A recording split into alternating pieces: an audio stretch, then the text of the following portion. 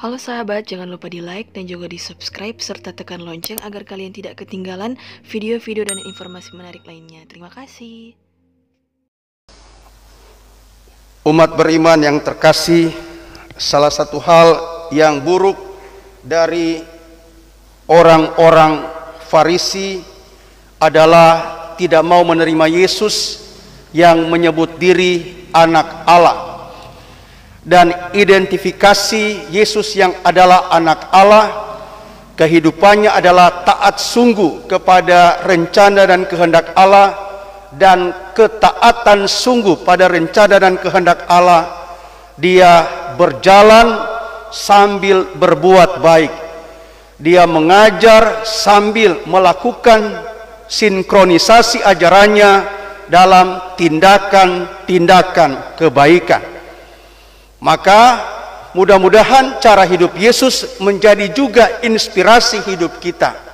Saya banyak kali katakan, nyanda guna sembayang-sembayang, tapi torang pe aplikasi kesembayangan bermuara pada perselisihan, pada cerita hoax, pada kedengkian, pada iri hati.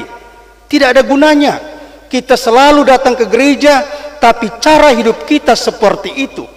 Sejatinya orang yang semakin datang di gereja ini, cara hidupnya adalah membawa damai, membawa kerjasama, membawa cerita baik, membawa cerita kehidupan, membawa cerita inspirasi untuk hal-hal yang maju, baik dalam dirinya sendiri maupun dalam kebersamaannya. Indah juga sekarang misa ini disiarkan secara live streaming, sehingga kalau kita benar-benar menjadi orang-orangnya Yesus, kita adalah pelaku-pelaku kebaikan. Tidak mulut kita berkata baik, tapi aplikasi kita dalam hidup kita kontradiksi. Dan itulah yang sebenarnya direvolusi oleh Tuhan Yesus. Tadi orang jalan salib, tetapi semoga jalan salib itu membuat kita semakin diajak untuk merevolusi kehidupan kita, agar cara hidup kita meringankan beban-beban orang lain. Cara hidup kita mendatangkan kesukacitaan, bukan bahkan kita menjadi pelaku penyalipan itu sendiri. Apalagi sebentar sesudah misa ini ada ibadat tobat umum sekaligus absolusi. Apa maksudnya? Bahwa dengan kegiatan-kegiatan demikian, mudah-mudahan di paroki ini suasana iman bukan hanya sebatas ritualisme belaka. Mengapa saya katakan begitu? Ritualisme berarti yang penting so masuk gereja, yang penting so sembahyang, yang penting so jalan salib, yang penting so ibadat tobat. Tapi sebenarnya hati kita belum benar-benar mau memperbaiki diri. Maka tadi saya katakan tidak ada gunanya orang-orang yang demikian.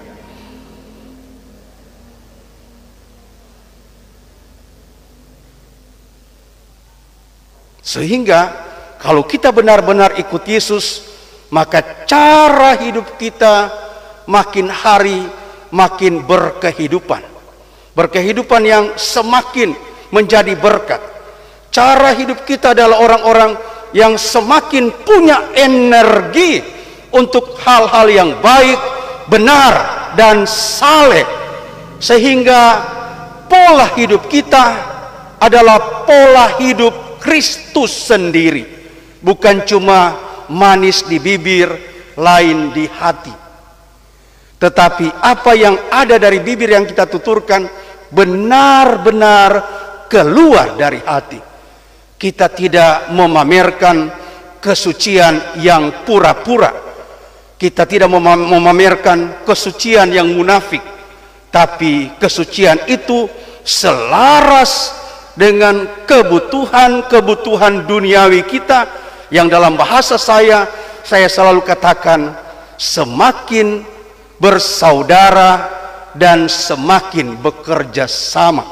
Dan kesemakinan itu pertama-tama kita jabarkan lewat penghargaan kemanusiaan kita yang sungguh bermartabat di hadapan Allah, yang aplikasinya adalah kita saling menghormati, bukan saling menyakiti. Kita saling mendukung, bukan saling membebani. Kita saling memberikan kegembiraan, bukan saling memberikan sakit hati dan air mata. Semoga kita mampu berbuat demikian. Amin.